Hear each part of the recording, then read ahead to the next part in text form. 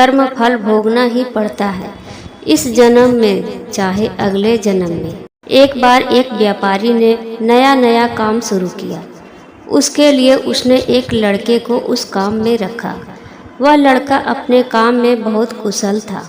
व्यापारी ने सोचा कि लड़का इतनी मेहनती करता है, क्यों ना कमाई का 10वां हिस्सा इस लड़के को दे दिया करूं, इससे 10 गुना पुण्य भी मिल जाएगा।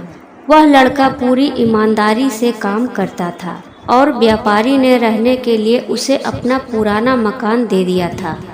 कुछ ही सालों में उसका व्यापार बहुत अच्छा तरक्की कर गया। एक बार किसी कंपनी से अच्छी डील हो गई और मुनाफा करोड़ों में हो गया। अब व्यापारी का व्यापार बढ़िया चल रहा था। जब मुनाफा करोड़ों में होना शुरू हुआ तो उसे 10वां हिस्सा जो लाखों में बनता था देना मुश्किल लगता था। अब व्यापारी की नीयत बदल गई। उसे लगा मेरा व्यापार अच्छा चल रहा है, अब इस लड़के के बिना भी मेरा व्यापार तरक्की कर लेगा। उस लड़के को रास्ते से हटाने के लिए व्यापारी ने उसे खाने में कुछ मिला दिया, जिससे उसकी तबीयत बिगड़ गई। व्यापारी बहाने से उसे अस्पताल ले गया।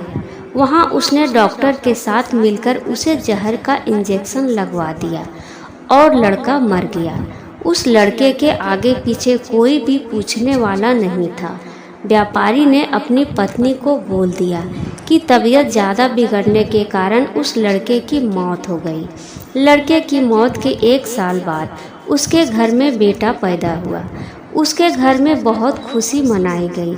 धीरे धीरे लड़का बड़ा होने लगा। 21 साल का होते ही उसकी शादी कर दी। शादी के अगले दिन ही लड़का बीमार हो गया।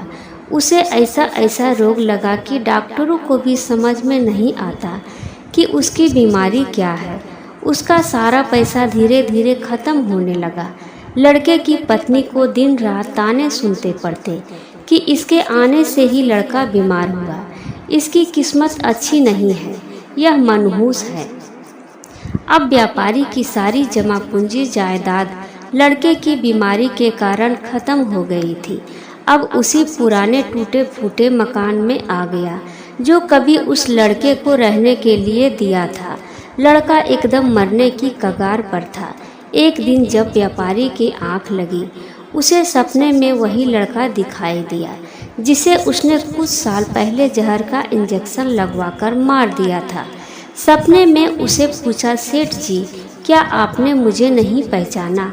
मैं ही आपका बेटा बनकर इस जन्म में आया हूँ। आपने मुझे 10वां हिस्सा देने की बजाय मरवाना सही समझा। अब उस 10वें हिस्से का कई गुना आपको मेरी बीमारी में लगाना पड़ा। व्यापारी कहता है कि मैंने तो तुम्हें मरवाया, तो अपने उस कर्म का फल भोग रहा हूँ। उस लड़की की क्या गलती है? उसने क्यों शादी के बाद एक दिन भी सुख का नहीं भोगा?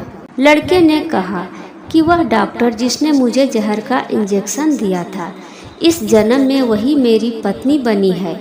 मुझे इंजेक्शन लगाने के अगले दिन ही उसकी मौत हो गई थी। एक डॉक्टर का कर्म होता है अपनी दवाई से किसी की जान बचाना, ना कि उसकी जान लेना।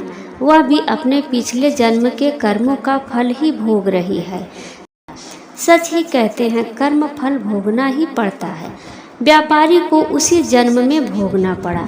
उसका बेटा मर गया और उसकी ज़मीन जायदाद सब खत्म हो गई। डॉक्टर को अगले जन्म में उसकी पत्नी बनकर भोगना पड़ा।